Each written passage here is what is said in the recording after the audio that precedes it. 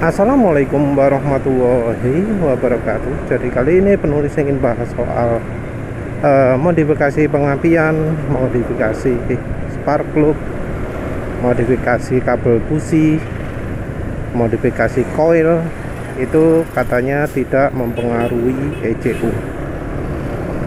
Tapi ada informasi menarik ya, karena ternyata katanya ECU standar itu lebih kuat daripada ECU Juken. Jadi banyak yang modifikasi motor yang kalah Jukennya dulu yang jebol. Sementara kalau pakai ECU standar nggak jebol ECU-nya. Ya menarik ya untuk tahu faktor apa sih yang merubah hal itu. Jadi ada satu sisi yang ngomong bahwa kalau ECU Juken itu gampang jebol. Ada satu sisi yang ngomong bahwa ECU itu nggak bakal terpengaruh, nggak bakal rusak, karena ECU itu cuma jadi saklarnya saja. Karena cuma jadi saklar on off, katanya nggak bakal rusak karena nggak bakal terpengaruh arusnya. Nah, kita coba lihat dari perspektif itu dulu saja ya. Yang ECU itu tidak terpengaruh, tidak terganggu oleh bagaimanapun kacaunya busi, oil, dan kabel busi. Anggap saja kabel businya pakai yang hambatannya 0, businya pakai yang hambatannya 0, terus oilnya pakai yang arusnya besar. Kita asumsikan modifikasinya seperti itu. Kalau mengapa harus lebih besar ya, dipercaya pengapi yang lebih besar itu akan membuat ledakan terjadi lebih kuat. Ledakan lebih kuat ini entah mau dibahas sekarang atau nanti delok sempati ya apa ya. Tapi kita lihat dulu dari ECU cuma jadi saklar. Saklar itu ada arus yang melewati. Yang tugas on off itu biasanya tangan kan ya. Kita ngomong saklar manual yang diceklek-ceklek pakai tangan. Jadi mungkin asumsinya ECU itu cuma bagian yang ceklek-ceklek ya. Jadi yang tangan itu sama sekali nggak kesentuh listrik. Nah, kita pakai dari sudut pandang ini saja dulu. Jadi cuma kontaknya saja yang ada listriknya. Nah, tahu nggak penyebab mengapa kok klakson itu kadang rusak, tombol lampu pemindah high dan low atau untuk nyalakan lampu ya, kalau yang motor zaman dulu. Kalau motor zaman sekarang untuk pindahkan dari low ke high, high ke low untuk lampu. Kenapa itu kok kadang itu lecek ya? Dipetak-petek gak murup, harus diutak-utak baru nyala. Kenapa itu? Kan bisa terjadi ya, kontaknya itu gosong, kontaknya itu jadi ada arangnya. Loh, arang dari mana ya? Di situ nggak ada olinya, di situ nggak ada apinya. Arang sumbernya dari mana gitu. Tapi kan itu terjadi ya. Klakson ya, bolak-balik tandin tambah suwe kok tambah mendem tin akhirnya gak muni. Kenapa kok begitu? Nah, itu karena bagian kontak itu kena arus, dan arus ini memutus arusnya sebuah coil ya, terutama walau lampu juga bisa ya, terutama lampu yang ya bolam sih ya. Kalau ada arus, itu akan menghasilkan panas. Nah, kontak yang setengah nempel itu akan menimbulkan oksidasi yang berlebihan. Selain oksidasi juga, kalau untuk listrik yang modelnya ada dari koil, itu ada listrik balik juga. Listrik balik ini biasanya voltasenya jauh lebih tinggi daripada voltase sumbernya. Jadi misalnya 12 volt, ketika koil ini keputus mati arusnya, arus yang ditimbulkan oleh koil ini tidak 12 volt lagi, tapi bisa 100 volt. Mekanisme ini yang penulis manfaatkan jadi Stinggo Zapper ya, alat kesehatan. Jadi alat kesehatan itu voltasenya, arusnya dari pompa galon listrik kan, pompa galon yang ada baterainya. Nah itu listriknya berapa, itu kan cuma 5 volt gitu ya. Tapi kalau diukur pakai osiloskop, penulis sering demokan, itu listriknya bisa sampai 92 volt. Ya mungkin maksimal alat ukurnya cuma 92 ya, mungkin lebih lah ya. Nah kalau arus listrik kejutan itu dialirkan ke tubuh, bisa mematikan kuman-kuman. Tapi ya itu beda lagi.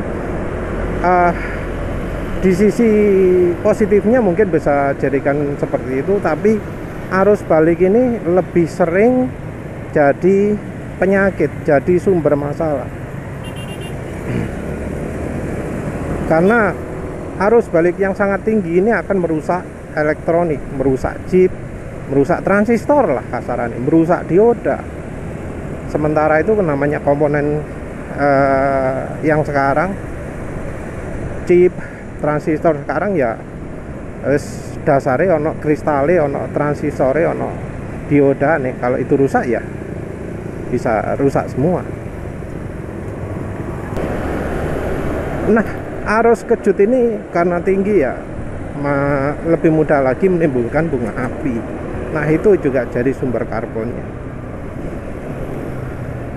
Juga karena ya reaksi kalau ada air, airnya terus nggak netral, entah terlalu asam, entah terlalu basah, maka akan timbul reaksi kimia antara kutub yang plusnya dan minusnya, yang kemudian ya menyebabkan korosi.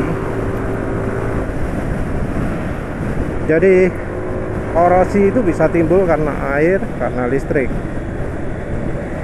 Kalau nggak ada listrik ya karena perbedaan potensial, elektropotensial dari logamnya ya. Itu kan mekanikal ya, yang saklar mekanik yang dipetek pakai tangan. Nah sekarang kalau yang metek ECU, nah di ECU itu ada saklar kayak gimana sih? Nah saklarnya ECU itu bisa dari transistor. Mungkin ada yang pakai SCR, tapi penulis nggak tahu ya, rasanya dari transistor mungkin ya.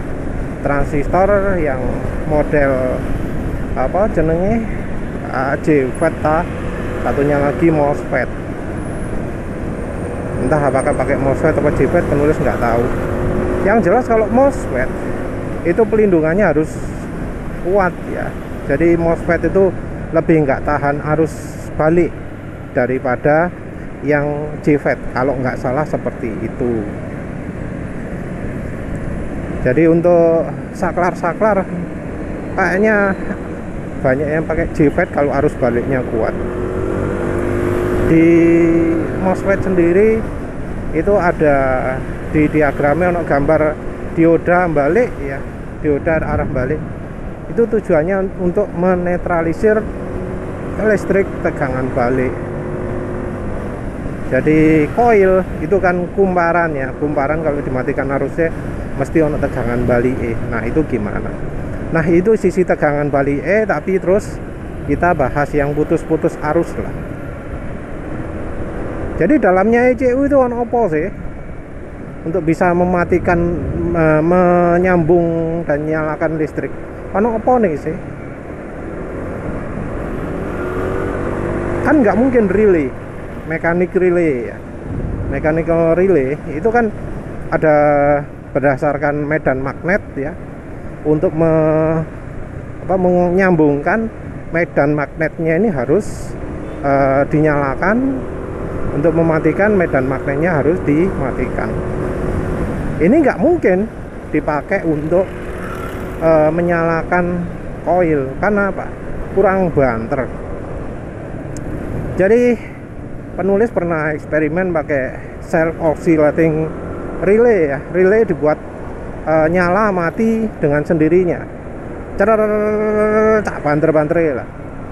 Itu nggak bisa ya. Lebih dari piro? 4 Hz kayak 2 Hz itu wis mekso. 4 Hz gitu ya. Sak banter-banter pun nggak iso. Nggak bisa. Karena ya keterbatasannya mekanik. Menyalakan, mematikan medan magnet itu butuh waktu. Untuk yang model lain, untuk elektronik kelistrikan, ada yang namanya optocoupler. Nah, optocoupler ini bisa untuk mematikan atau menyalakan arus yang sangat besar. Tapi ono kelemahan nih, karena bekerjanya dengan model cahaya. Nah, dia itu nggak bisa instan. Ono delay piro? 50 milisecond atau berapa lah. Tapi yang jelas delay itu terlalu besar untuk pemakaian di otomotif. Ya penulis nggak tahu ya. Kalau motor itu kan pas satuannya rotation per menit ya. Kalau per detik ya tinggal dibagi 60. Gampangannya 6000 rpm itu 100 putaran per detik. Motor 4 tak pengapiannya tiap berapa kali? Tiap 4 kali ya. Tiap 4 kali putaran satu bunga api, apa 2 kali putaran satu bunga api. Wah, mbolali. Ya wes anggap aja 1/4, 100 bagi 4 25. Ketemu 25 Hz. Itu nggak mungkin pakai optocoupler. Hasilnya juga kurang bagus. Jadi ya opsi satu-satunya untuk menyalakan dan mematikan listrik itu pakai transistor. Nah, kalau pakai transistor, setahu penulis itu pasti ada ratingnya. Jadi transistor itu ono ratingnya, ono spesifikasi ini. Transistor tipe ini kuat untuk mengalirkan listrik berapa ampere. Ada spontan, ada terusan, continuous sama apa ya? Boleh sing spontan jenenge apa? Lali. Tapi transistor kan kayak gitu. Nah, ECU pastinya ya pakai semacam hal itu ya. Walau mungkin nggak koyok kita gitu pakai transistor khusus bentuknya gede. Bisa jadi diintegrasikan dalam satu chip, bisa jadi ya. Lek terpisah ya mbuh maneh. Nah, kalau pakai transistor ya pasti ono ratingnya, ono limitasi ini. Maksimum berapa ampere arus yang lewat ke transistor tersebut. Kalau lebih bagaimana? Kalau lebih ya rusak. Ini penulis dulu juga eksperimen pakai koil ya, menyalamatikan koil. Jadi rangkaian stingo zapper penulis itu kan multifungsi. Dipakai alat kesehatan, dipakai koil, pakai untuk menghasilkan bunga api juga bisa. Kalau pernah lihat uji businya penulis, itu bunga apinya gede luar biasa. Padahal koilnya ya koil yang sama dipakai di Mallory Pro ya. Koil Mallory Pro. Kalau ingin lihat, coba lihat demo Mallory Pro bunga apinya kayak apa. Kecil. Sementara itu bunga api yang penulis hasilkan itu waduh gede sampai kelihatan mata, tebel. Enggak kayak benang, enggak, tebel. Nah, itu kalau pakai transistor yang speknya kecil, TIP31C, itu gampang sekali jebol. Nah, kalau pakai TIP3055 kuat, gak gampang jebol. Nah, jadi artinya apa? Artinya kalau pakai transistor ya mesti ono limitasi arus, dan menggunakan kabel busi yang bisa mengalirkan arus lebih besar, pakai busi yang bisa mengalirkan lebih besar, maksudnya sing hambatane 0, kabel busi ini 0, koil juga yang dayanya tinggi, ya otomatis daya yang melewati saklare cetekane akan meningkat. Nah kalau ECU itu menggunakan model transistor, ya dayanya akan juga naik. Nah kalau ada yang ngomong aman, ya mungkin kebetulan ya naiknya itu masih dalam toleransi. Nah terus kenapa kok yang aftermarket, yang Juken itu malah nggak kuat? Ya mungkin Jukennya pakai transistor yang ratingnya lebih rendah dari yang ori. Bisa jadi seperti itu. Jadi ya sederhananya seperti itu.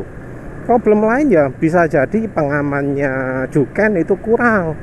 Jadi kalau kita lihat diagram MOSFET itu kan ada dioda yang mengarahkan dari bagian negatif ke positif, yang secara normalnya itu tidak akan mungkin terjadi. Nah bisa jadi pengamannya untuk Juken itu kurang, jadi mungkin kita harus pakai pengaman sendiri. Nah kalau pakai pengaman sendiri ya kita bisa ya pakai yang dayanya lebih kuat, tapi ya tentu dengan tipe yang bagus juga. Jadi tipenya adalah tipe fast diode dengan arus yang kuat. Kalau yang begitu itu tipenya mungkin harganya agak mahal ya, fast diode tapi yang arusnya kuat. Karena kita pakai 12 volt ya lek nemu ya 12 ampere untuk mengamankan ya. Jadi dari titik yang mau nyambung ke koil itu kan kena listrik positif ya, itu diarahkan balik ke aki positif ke positif aki atau positif ECU. Hati-hati jangan kebalik. Kalau kebalik ya ke bypass ECU nih. Ya wes lah, itu saja. Ya mungkin bisa diselami. Terus alasan mau ngarep bahasa opo sampai lali. Wes sembolah mau ngarep bahasa opo maneh lali. Ya wes lah, itu saja. Terima kasih sudah menonton. Assalamualaikum warahmatullahi wabarakatuh.